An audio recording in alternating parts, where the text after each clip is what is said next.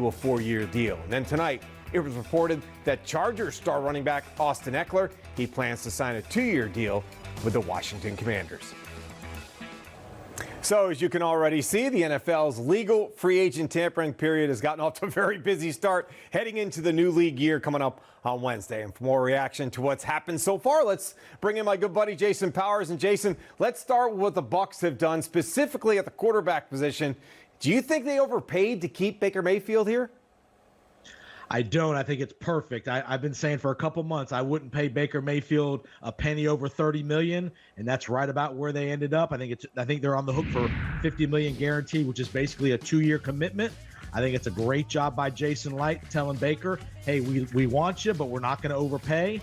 I think if you honestly look at Baker Mayfield, he's had one really good year. Have the ability to put together multiple good years is what you got to see out of Baker Mayfield. 2 years, $50 million guaranteed, to me is perfect. If he overperforms and then you keep him for that 3rd year, if he doesn't, then you can get out of the deal after 2 years. A great job by Jason Light putting the pressure on Baker Mayfield, and I think a smart decision by Baker Mayfield, staying somewhere where he's comfortable and still getting a nice payday.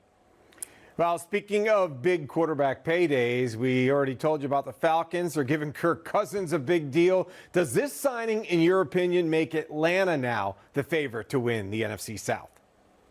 I don't think so. I think them and the Bucs are right there 1-2, but I do think the media and all the pundits around the country will think Atlanta is now the sexy team going into the offseason because of Kirk Cousins. But again, defensively, Atlanta's not tremendously overachieving over the years, but Kirk Cousins will definitely help that Atlanta offense. Remember, there's a whole new coaching staff, so there's always going to be a learning curve with a new coaching staff, a new offense, new quarterback. But they do have good weapons on offense, and Kirk Cousins will definitely make them a threat to the Buccaneers. But I think the Buccaneers and the Falcons are 1A and 1B in the NFC South, dead even. Yeah, that Kirk Cousins, he's a lucky charms, man. Wherever he goes, he gets paid. 11 straight years of guaranteed money. 11 straight years. Wow. Incredible. You know, there's still moves being made by Bucs GM Jason Light. What do you think is a position of need for the team in free agency? Couple places, because remember, breaking news today, the Bucs trade Carlton Davis to Detroit, so maybe corner rises up the priority list a little bit in the draft. Maybe you find a veteran corner at kind of the middle of the free agent market that you can bring in for maybe a 1 or 2 year deal. I think corner, I think linebacker because of the Levante David situation. Devin White's probably not coming back. I think Levante will be back, but we know he's at the end of his career. Devin White's probably not coming back, so I think linebacker will be a priority in the draft, whether it's the 1st, 2nd, 3rd rounds. And I also think pass rusher. You got to find a guy who can kind of fill that Shaq Barrett void.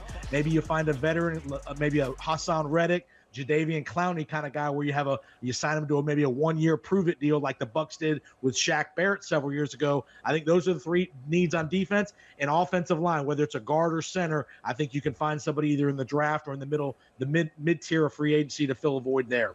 Yeah, good call. That Shaq Barrett deal really worked out. He ended up leading the NFL in sacks his first year. Not a bad deal in Tampa. Let's talk about another Florida team. The Jags today agreed to a deal with wide receiver Gabe Davis. That's a local guy, played his college ball as well at UCF. Last 4 years spent in Buffalo. They drafted him. But Calvin Ridley is now a free agent, had the year last year in Jacksonville, over 1,000 yards. Would Davis be an upgrade over Ridley?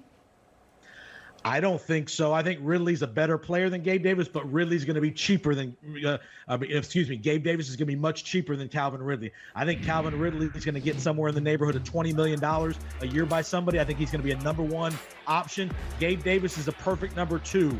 You know, you still have Christian Kirk, who the Jags paid a ton of money for a couple years ago. You got Evan Ingram, who they paid a ton of money to last year at tight end. You got Etienne. You're going to have to pay Trevor Lawrence. So Gabe Davis is a good number 2, but I definitely think Calvin Ridley is a better player. But it might be a better fit for Jacksonville with Gabe Davis having that number 2 option there and a lot cheaper economically. Oh, good stuff from this guy right here, my man Jason Powers. Thank you so much, my friend. Appreciate you. Going to be a wild couple.